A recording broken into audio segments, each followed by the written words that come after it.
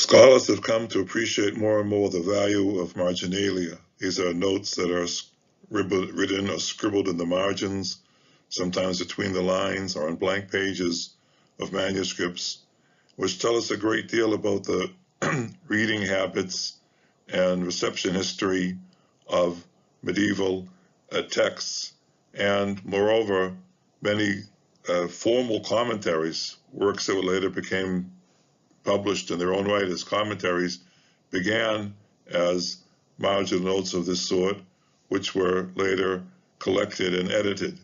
In this video, we will be looking at 3 examples from the original Arabic text of Maimonides' God of the Perplexed and the notes that accompany them. Though Maimonides' God of the Perplexed is one of the most thoroughly studied and perhaps overstudied, some might think, books of Jewish philosophy, the interest has been focused almost exclusively on the medieval Hebrew translation of Ibn Tibbon, and more recently on the more modern translations of Monk into French and Peters into English. And almost no attention has been given to the original Arabic text and the notes and commentaries that it engendered in the Arabic language. We will begin to rectify that in this video.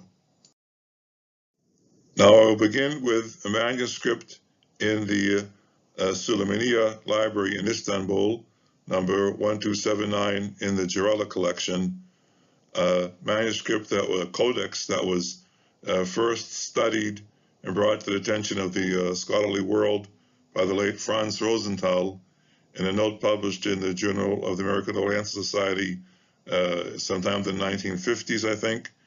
He called it a 1-volume library of Arabic philosophical and scientific texts, and it is indeed that, over 400 folia of texts, some translations of Greek philosophical and texts into the Arabic, some original Arabic compositions in philosophy and astronomy, and some Jewish works which this Muslim scholar had an interest in and transcribed, including the entire text of Maimonides' A Guide for the Perplexed, Dalalat al-Khairin. So, just some basic data. The copyist, the man who did all this copying, he copied the books, and he also wrote the extensive marginalia to Maimonides' Dalala, was a man by the name of Muhammad bin Hassan al-Nimi. He lived and worked in Saada in Yemen, the northern part of Yemen, close to the Saudi border today. And the books were copied between 1477 and 1480. So here you have a sample opening, 2 pages, and you can see the Maimonides text in the middle, and these very dense notes in the margins, filling all the margins above, below, and to the side of Maimonides' text, with the lines going at an angle, sometimes this way, sometimes that way. Sometimes the same note will sort of curl around from the bottom to the side, or from the side to the top. You also see that there's some water damage at the top of the pages. This damage on these pages is not that bad, but it gets worse as we move along in the manuscript. So overall, you can imagine that these marginalia are a real challenge to, first of all, to read before we get around to trying to understand what Nimi is trying to say. And here you have a close-up, which gives you an idea of how the digital images which we have today make our work much easier, though many of the problems remain when the text is damaged, or the writing is not clear, or the man is simply not paying that much attention to proper grammar. Then the work of figuring out these marginalia becomes harder. You can also see the chapter headings in large print, here, large handwriting. Here you see this is the chapter on the views. Maimonides analyzes the 3 views that are known to him about what prophecy is all about. And then when he lists them, they're numbered. The numbering is in red. Al-Awwal the first, Al-Rai Athani the second, to sort of make it stand out. Now here we have something interesting. This man, Al-Nimi, who went to so much trouble to copy the entire guide into Arabic letters, including the many citations in the guide from the Hebrew Bible and from Talmudic and other rabbinic texts, which he all wrote out in Arabic letters. For some reason, in this marginal note, wrote a few words Arabic and Hebrew letters. You see here, for example, at the bottom,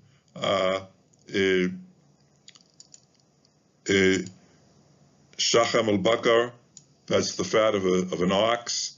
And you see here on the side, Sam al-Mudaber, which basically means the reagent, the chemical substance that produces the reaction. These are terms that most likely come from alchemy. And he is actually talking here about producing pure silver. And I suspect, though I haven't figured out the entire note, that he's talking about the production of pure silver talismans, devices that he felt could harness the astral forces and play a role in sort of inspiration and prophetic inspiration. And this he strongly disagrees with Maimonides, who thinks that that notion is all blarney and dangerous and leads eventually to star worship. Why exactly he wrote it out in Hebrew letters, I don't know. He could have seen it in a Hebrew letter alchemical text.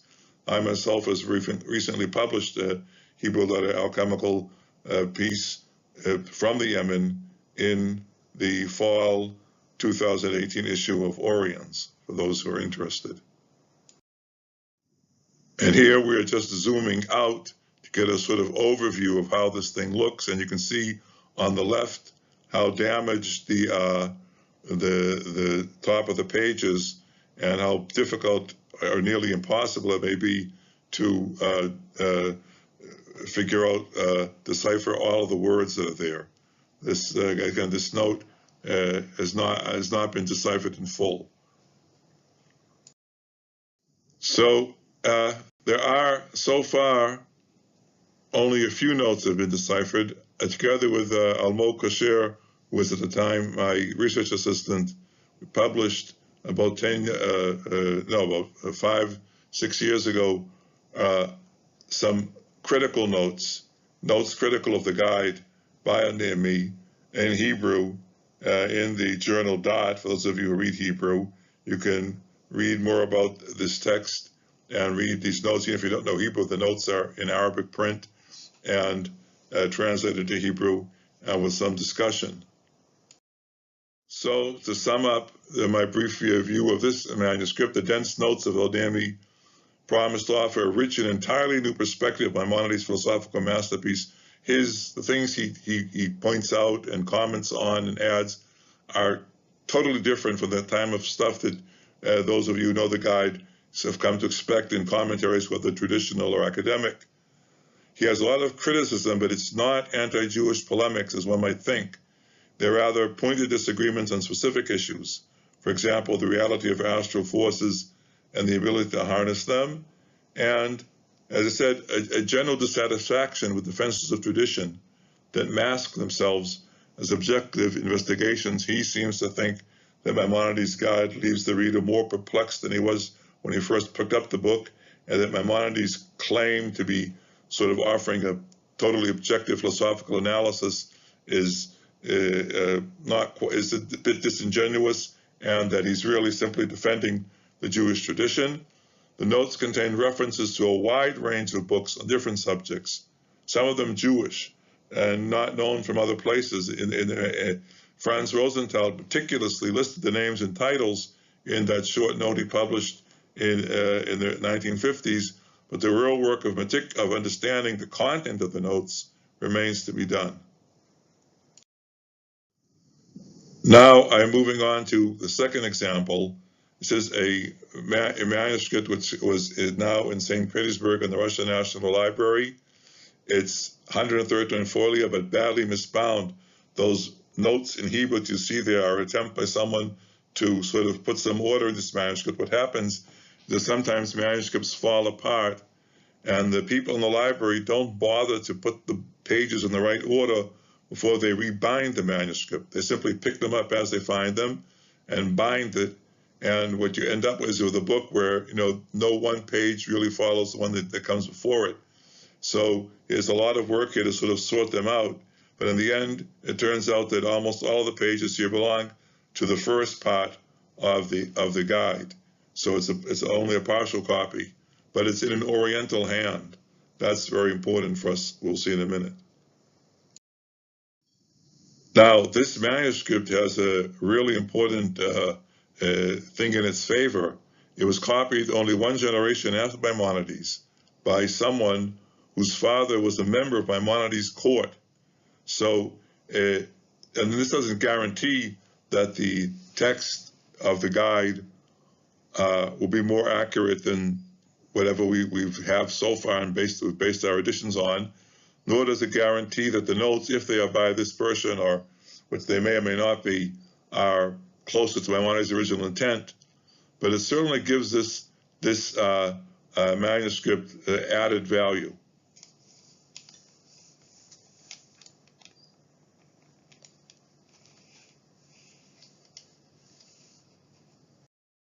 And here you have just a few examples we'll look at quickly of the marginalia. I haven't figured them out, but you can see that there's here density in the margin. I would tend to think that they are not by the man who copied the manuscript, though it's the same so-called Oriental hand, but that remains to be determined. And here you have a second note, which is the hand looks even more different than that of the text. This has been just a quick look because no one has really either compared the text, the text of the guide with the printed editions to see if it has any interesting variants, nor has anyone sat down and copied out and explained the marginalia. What's important, though, is that it's the only marginalia in Arabic by a Jew residing outside of the Yemen. Of all the Arabic commentaries and marginalia to the guide, all but two come from the Yemen, where the guide was studied continuously in its original language into the 20th century. There is one by a non-Jew, Muhammad at-Tabrizi, who wrote a very important and very learned and very long commentary, which, however, is limited to the 25 propositions that Maimonides puts at the beginning of book 2, and which summarize for him the Aristotelian conception of the natural world and the marginalia to this text. So these are really the only notes by a Jew telling us about the reception history among Jews very close to the time of Maimonides in an area close to where Maimonides lived, and the only notes by anyone to the first book of the first part of the guide from this area, which is generally called in the technical lingo Oriental hand, meaning it could be anywhere from Egypt through Syria to Iraq. And now we come to my final example, the one that I'll spend the most time on. It's the anonymous Yemeni commentary, which is found in the margins of manuscript in London, which you see here on your right. You can see the text of the guide in the middle and marginal notes to the side and at the bottom of the page, and sort of ordered, edited in book form on the left in the manuscript of Berlin. You can see there's B'Shem Hashem El Olam, the sort of Jewish basmala that Maimonides used at the top of the page, and then some verses. So this is basically presenting the commentary in book form. I first naively thought that I had here a perfect example of something I've been looking for, to have the manuscript which has the notes in the margin written presumably by the commentator himself, and then the later collection and edition of these notes in book form. But it turns out, on close comparison, that the relation between the two texts is much more complicated. The overlap is great. It's over like 90% or more. So it's clear that the notes collected in the Berlin manuscript belong to the notes in the London manuscripts, but the overlap is not complete. There are things in one that are not on the other, and we have a lot to do to try and sort these things out.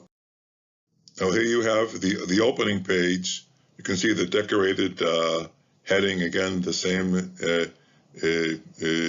Jewish basmala b'shem Hashem el olam that Maimonides used, and the title of the book. And you see how densely annotated it is in both margins and between the lines. And what I'm going to do in the remaining minutes is read and discuss a few of these notes.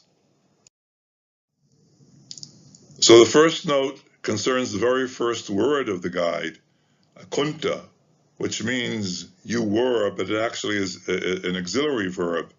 And it opens the letter, epistle, dedicatory epistle, in which Maimonides speaks directly to his beloved student, Yosef ben Yehuda, and tells us that he tells Yosef ben Yehuda that he wrote this book for him because he saw that he had already completed the necessary training in the sciences and that he had a great desire to learn more.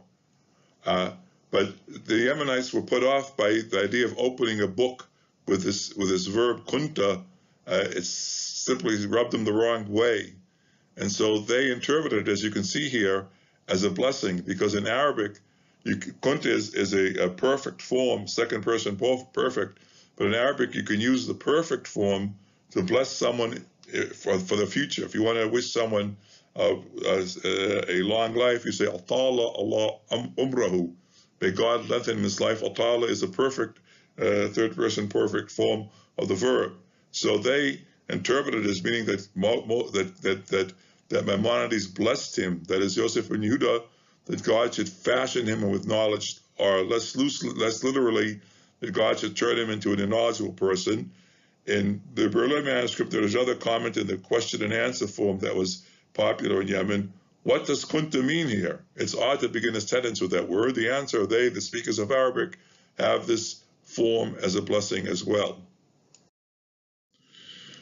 Now, the Yemenites also did not recognize the historical Yosef ben Yehuda. We know that this Yosef ben Yehuda was an historical personage who Maimonides knew, and we have a personal correspondence with him that goes well after the writing of the guide.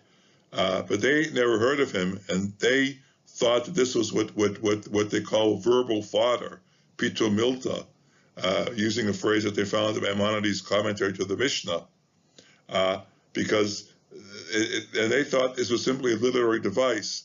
That Maimonides was writing almost a philosophical romance, which was a genre that was known to them, and he had made up a name of the ideal student, but this wasn't really a real person. This was just the ideal reader of the guide.